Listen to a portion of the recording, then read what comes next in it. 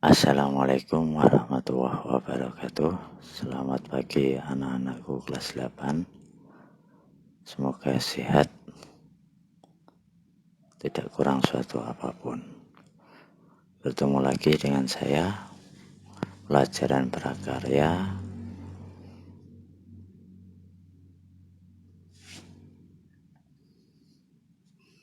Tapi sebelum kita mulai pembelajaran kali ini, ada baiknya kita bersama-sama membaca suratul Fatihah. Al-Hadiniyah Al-Fatihah.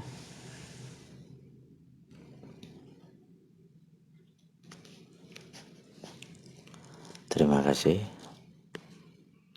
Kali ini kita akan membahas bab 2, yaitu tentang teknologi informasi dan komunikasi.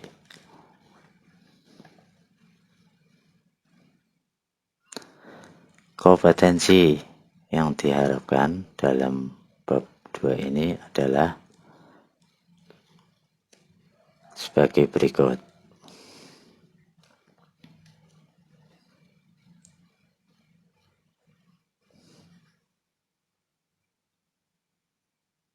Sedangkan kompetensi dasar yang diharapkan adalah yang pertama 3.1, memahami perkembangan peralatan dan media pengantar TIK. 4.1, memanipulasi sistem TIK. 3.2, memahami penerapan jenis, karakter, dan istilah-istilah TIK. 4.2, membuat produk TIK dengan menggunakan bahan-bahan yang tersedia di sekitarnya. Itu kompetensi dasar yang diharapkan pada bab 2 ini. Sedangkan materi yang akan dibahas pada bab 2 kali ini, yang pertama adalah sejarah teknologi informasi dan komunikasi. Yang kedua, media penghantar komunikasi. Dan yang terakhir adalah latihan evaluasi.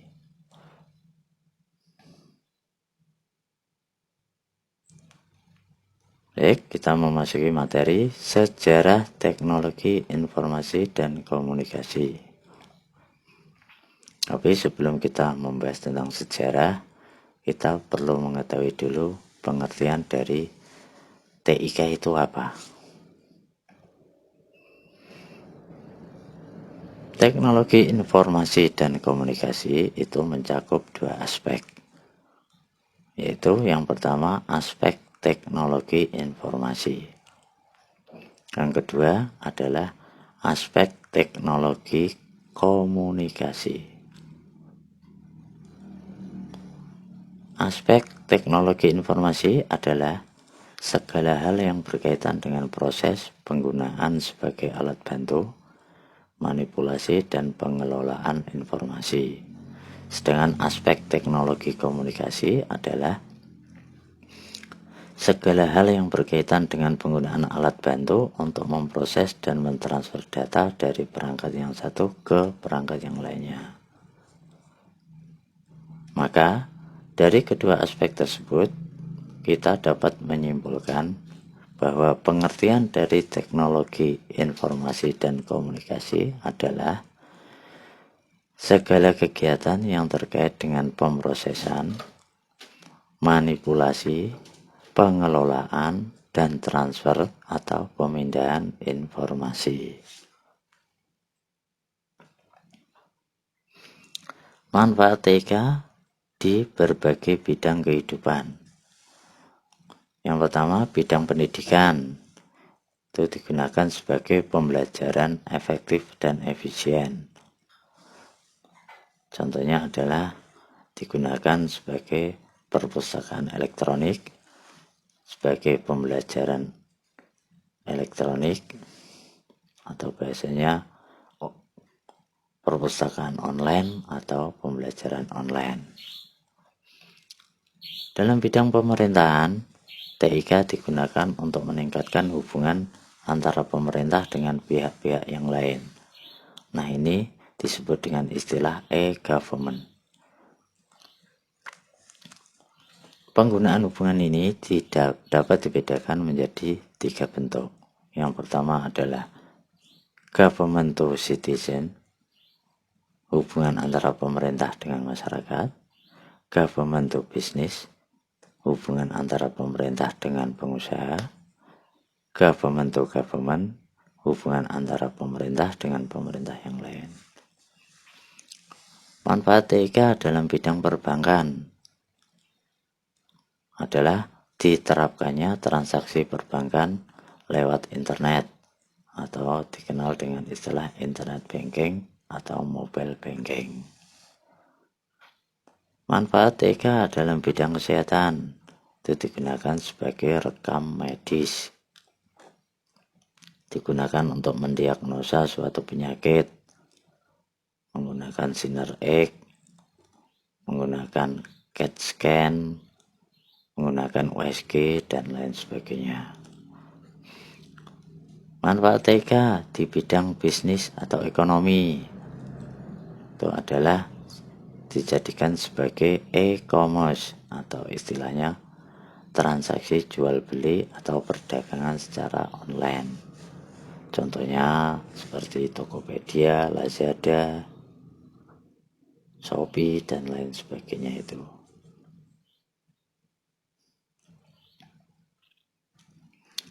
Selanjutnya, dampak positif TIK. Yang pertama adalah sebagai media komunikasi yang murah.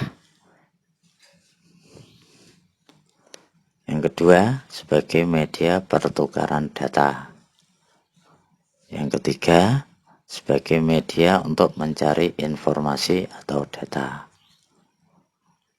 Yang keempat, kemudahan untuk memperoleh informasi yang diinginkan, baik itu yang sudah berlalu maupun yang up to date. Kemudian nomor 5,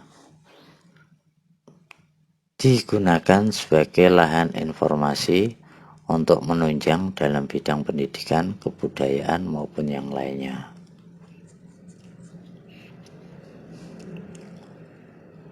Contoh, apabila kita ingin mencari beasiswa, itu bisa kita menggunakan TIK. Kita ingin mempromosikan kebudayaan daerah, bisa kita promosikan lewat TIK atau lewat internet. Yang terakhir adalah dengan adanya TIK, kita diberi kemudahan untuk bertransaksi dan berbisnis.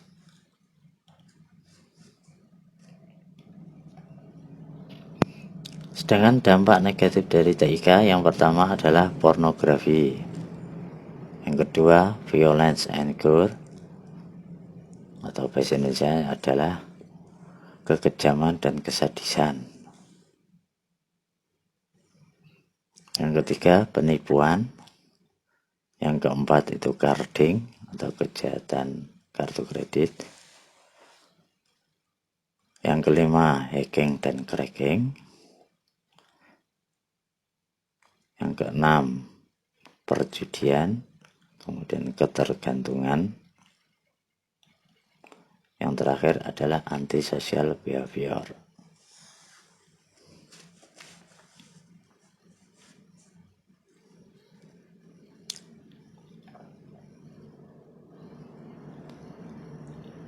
Kita menginjak pada materi sejarah TIK. Kita mulai dari masa prasejarah. Pada masa prasejarah ini, komunikasi yang digunakan adalah dengan menggunakan gambar atau lukisan. Karena dulu mereka belum bisa mengeluarkan kata-kata atau kalimat, hanya bisa mengeluarkan suara dengusan dan isyarat tangan.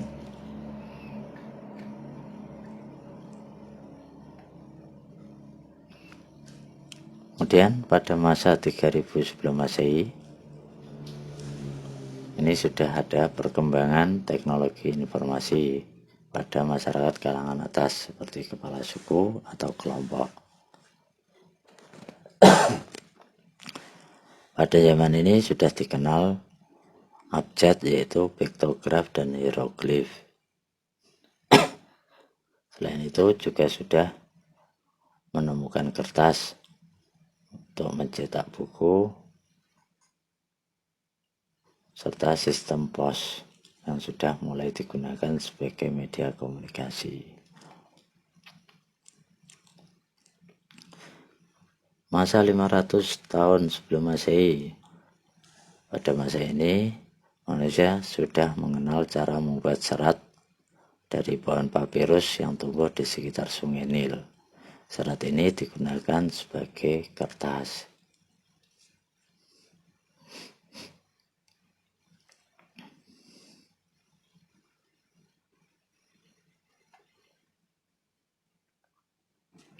Kemudian pada masa 105 tahun sebelum Masehi, pada masa ini bangsa Cina berhasil menemukan kertas yang berasal dari serat bambu.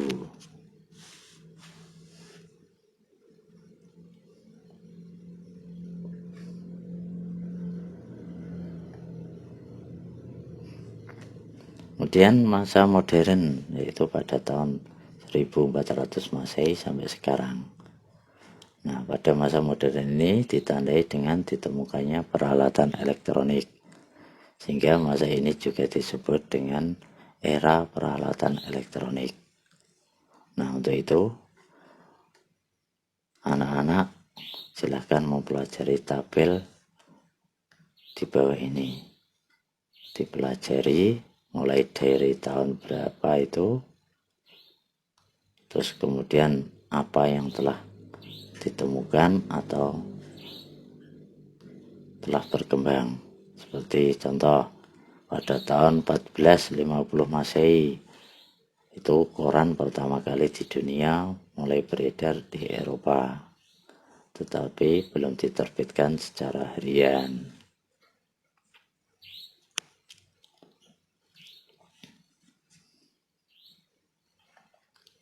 Nah, selanjutnya seperti tahun 1888 Masehi, Josh Eastman menciptakan gulungan film untuk memotret yang dinamakan Kodak.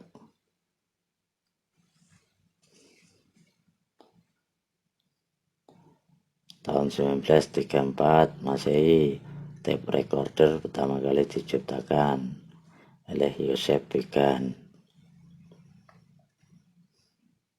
Selanjutnya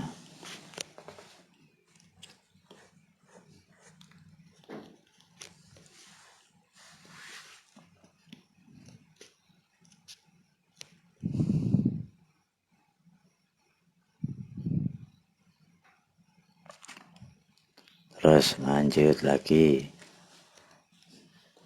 1971 Masehi, pertama kali disket diciptakan.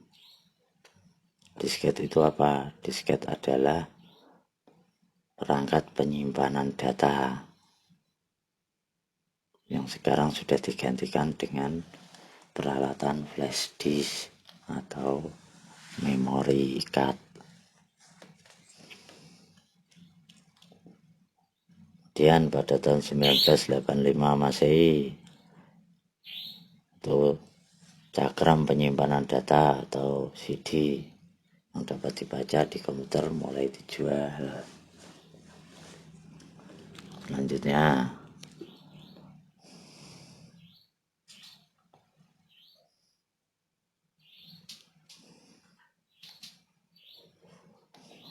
selanjut materi itu media penghantar komunikasi.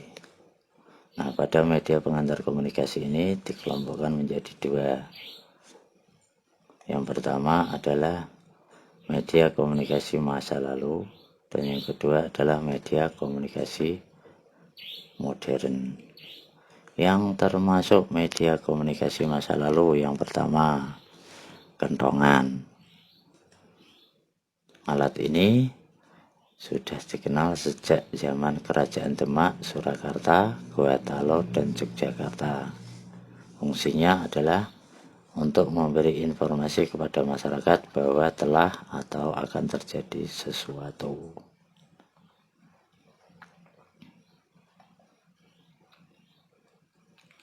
Kemudian daun lontar.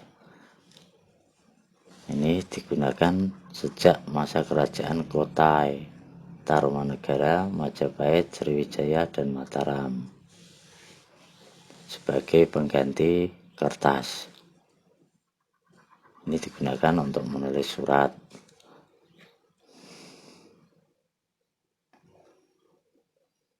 Selanjutnya adalah lonceng atau genta, yaitu suatu peralatan sederhana yang digunakan untuk menciptakan bunyi.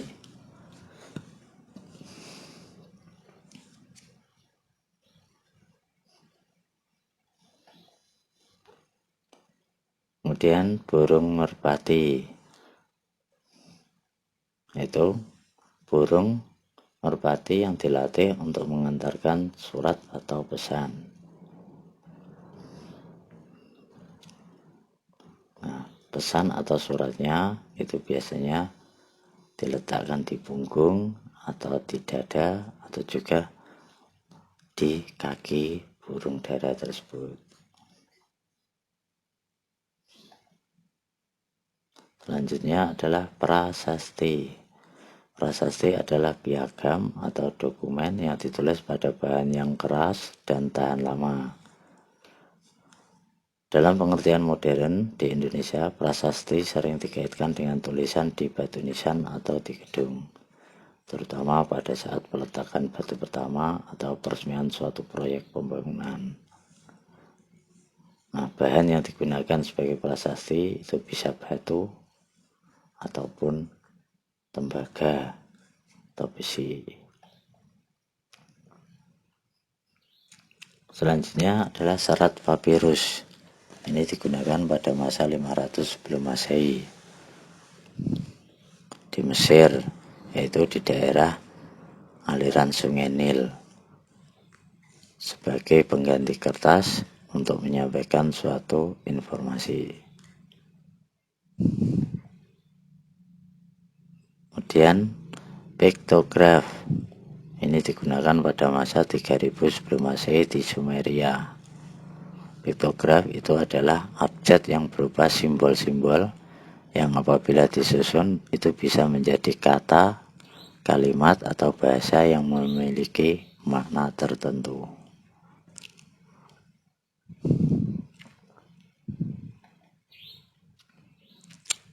Sekarang media komunikasi modern. Yang pertama adalah surat kabar. Pertama kali dikenal pada tahun 59 sebelum Masehi, yaitu pada masa Kekaisaran Romawi kuno. Nah, saat itu surat kabar hanya berisi tentang jurnal kegiatan sang kaisar. Kemudian pada tahun 1605, surat kabar pertama kali diterbitkan dalam bentuk cetakan oleh John Carlos yang bertajuk Relation.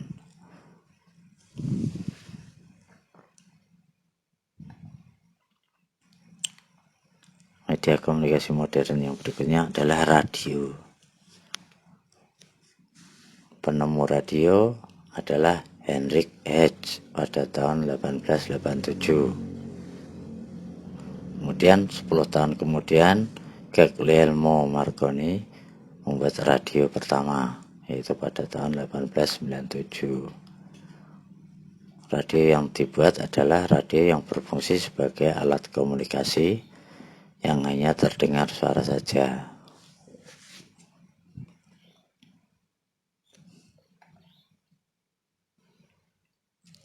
Media komunikasi modern yang berikutnya televisi, yaitu alat penangkap siaran yang bersuara dan bergambar. Televisi itu berasal dari dua kata Latin, yaitu tele artinya jauh, vision itu artinya tampak. Jadi televisi itu artinya melihat jarak jauh. Pertama kali yang menemukan televisi adalah Paul Nipkow pada tahun 1883. Anak-anak bisa lihat gambar perkembangan televisi dari dulu sampai sekarang. Selanjutnya adalah telepon atau handphone. Handphone dikenal sejak 3 April 1973.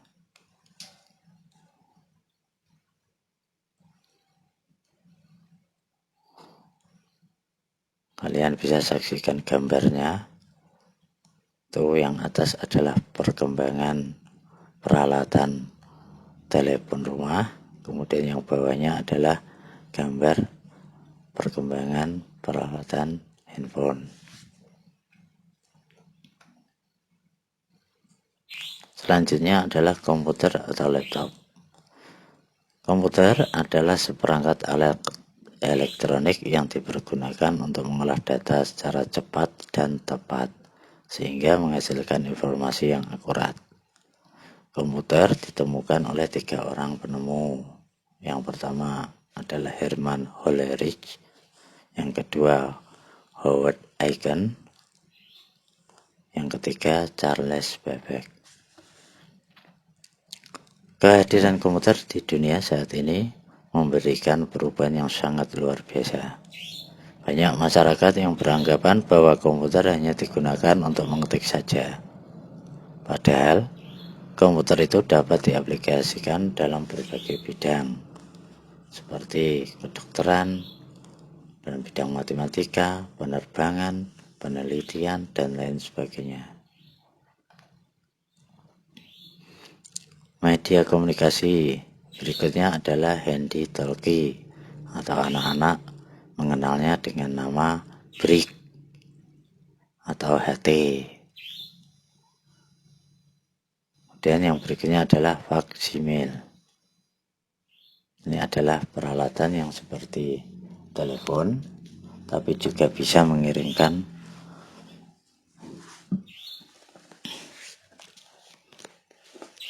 data yang berbentuk cetakan.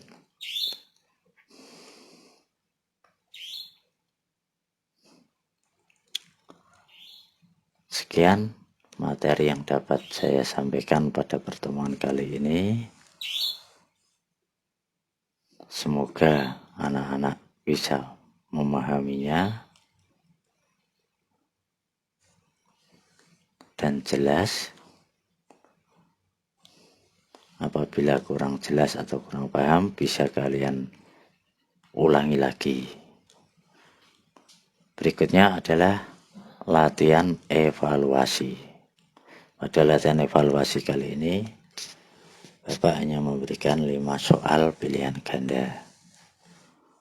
Silakan kalian kerjakan dengan baik, teliti, dan hati-hati.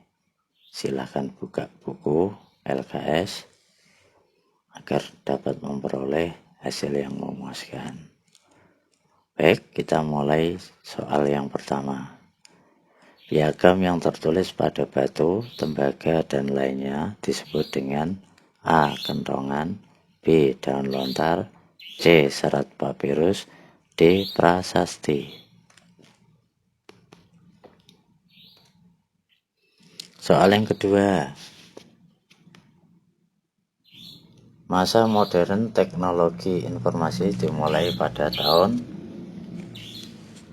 A. 1830, B. 1455, C. 1837, D. 1005. Soal yang ketiga. Segala hal yang berkaitan dengan penggunaan alat bantu untuk memproses dan mentransfer data dari perangkat yang satu ke lainnya adalah pengertian dari A. Teknologi informasi, B. Teknologi komunikasi, C. Teknologi industri. D. Teknologi budaya. Soal yang keempat, dampak positif dari TIK adalah sebagai berikut. Kecuali A. Sumber informasi. B. Kemudahan bertransaksi dan berbisnis. C. Media pertukaran data. D. Antisocial behavior. Soal yang terakhir, soal nomor 5. Dampak negatif dari TIK adalah sebagai berikut. Kecuali A. Carding. B. Hacking. C. Violence. D. Cording.